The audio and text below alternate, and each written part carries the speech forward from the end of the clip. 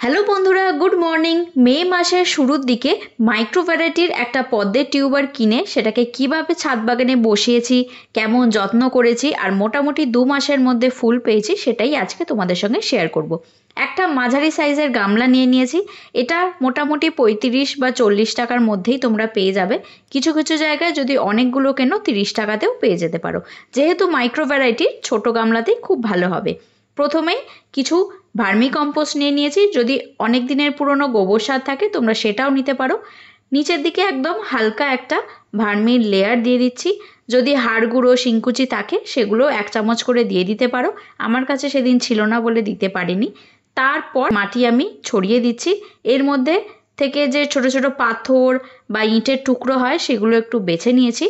আর মাটির ব্যাপারে একটা কথা বলি, সাধারণত সব রকম মাটিতেই হয়, তবে যদি একটু কাদা কাদা মাটি হয় বা গঙ্গা মাটি পাও সেটাতেও কিন্তু খুব ভালো হবে।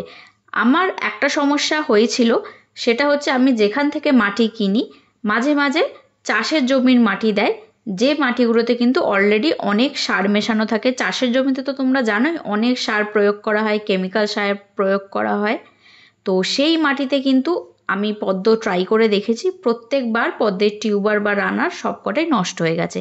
সেই ধরনের মাটিতে অনেক সমস্যা হয়, তাই জন্য আলাদা একদম যেগুলো গার্ডেন সয়েল সার ছাড়া মাটি দেখবে অনেকে যখন রাস্তায় কাজ হয় সেই মাটিগুলো তুলে বিক্রি করে, বা কারুর জমি বা বাড়ি বা যেখানে ফ্ল্যাট হচ্ছে সেই মাটিগুলো যেগুলো তোলা হয় সেগুলো বিক্রি করে, সেগুলো যদি পাও অবশ্যই কিনে নেবে।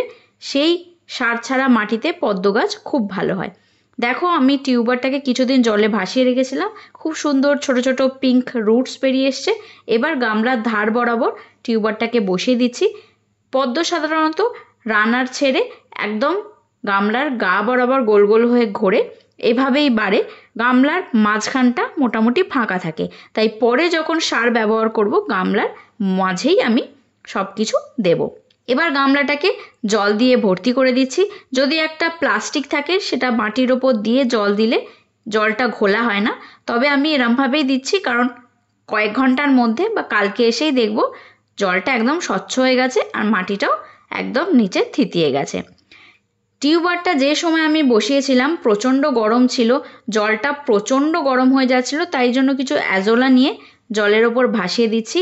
এতে কি হয়, জলটা তুলনামূলকভাবে একটু ঠান্ডা থাকে। আর পদ্ম গাছ যেহেতু রোদেই রাখতে হয়, তাই বুঝতেই পারছো কতটা জল গরম হয়ে যায়। বর্ষাকাল এলেও সমস্যা নেই, কিন্তু গরমে যদি একটু এরকম গাছ ওপরে ছড়িয়ে দিতে পারো তাহলে গাছটা খুব ভালো থাকবে। এটা দেখো 15 দিন পরের আপডেট।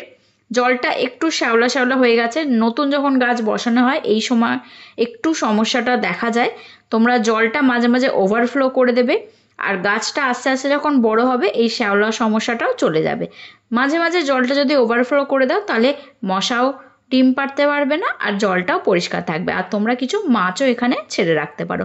এটা আরও 15 দিন পরের আপডেট। গাছটা খুব ভালোভাবে বেড়ে উঠছে। আর এখন দেখো স্ট্যান্ডিং লিফ আস্তে আস্তে আস্তে শুরু করে দিয়েছে। আরও কয়েকটা যখন স্ট্যান্ডিং লিফ এসে যাবে আমি একটু সার দিয়ে দিচ্ছি। 1/2 চামচ মতো সিউইডের যে দানা সেটা নিয়ে একটা কাগজের পুঁটলি মতো বানিয়ে নিচ্ছি, দিয়ে গামলার মাঝ বরাবর আমি এটাকে মাটির মধ্যে আলতো করে পুঁতে দেব। আস্তে আস্তে এই সারগুলোই গাছ নিতে থাকবে। আমি কিন্তু কোনো রকম কেমিক্যাল সার এখানে ইউজ করিনি, সম্পূর্ণ জৈবভাবেই করলাম। যারা আরও পদ্মের গাছ করে বা পদ্ম নিয়ে অনেক ভিডিও করে তারা দেখেছি কেমিক্যাল সার ইউজ করে, তাতে তোমরা আরও তাড়াতাড়ি ফুল পাবে। সেটা সম্পূর্ণ তোমাদের চয়েস, যে যেভাবে গাছ করতে চাও করতে পারো। অনেকভাবেই গাছ করা যায়, আমি এভাবেই করতে খুব সহজে জৈবভাবে করতেই পছন্দ করি। কিছু কিছু গাছে উপায় থাকে না, সেখানে কেমিক্যাল দিতেই হয়। জৈবভাবে যদি ভালো হয় তাহলে সেরমভাবেই করি। এটা দেখো আরও মোটামুটি 20-22 দিন পরের আপডেট। কুঁড়ি আসতে শুরু করে দিয়েছে। এই দেখো 2 মাস পরের আপডেট। কুঁড়িগুলো যথেষ্ট বড় হয়ে গেছে। প্রথম কুঁড়ি বলে ফুলগুলো খুব একটা ম্যাচিওর হয়নি, এরপরে আরও অনেক নিচ থেকে ছোট ছোট ফুল আসছে। আশা করি এর পরের ফুলগুলো আরও ভালো পাবো। জুলাই মাসটা এত বৃষ্টি হয়েছে আর এত অন্ধকার ছিল যে গাছের গ্রোথটা তুলনামূলকভাবে কমে গেছিল, আর কুঁড়িগুলো খুব আস্তে আস্তে বাড়ছে। পদ্ম গাছ যদি ভালোভাবে রোদ পায় তাহলে কিন্তু গ্রোথ অনেক ভালো হয়, কিন্তু চড়া গরমে একটু যদি বড় বড় গাছের নিচে রাখা যায় তাহলে তো আরোই ভালো হয়। কিন্তু আমরা যারা ছাদে বাগান করি এত সুযোগ তো পাই না, তাই এভাবেই করতে হয়। মোটামুটি ভালোই হবে, জৈবভাবে তোমরা এভাবে করতে পারো। আর এই ভ্যারাইটিগুলো অনেক ফুল হয়, এরপর অনেকগুলো কুঁড়ি কিন্তু একসঙ্গে আসছে। তো তোমরা এভাবেই সহজে পদ্ম গাছ নিজেদের ছাদ বাগানে করতে পারো। আজকের ভিডিওটা এখানেই শেষ করলাম, পরের ভিডিওতে খুব তাড়াতাড়ি দেখা হবে।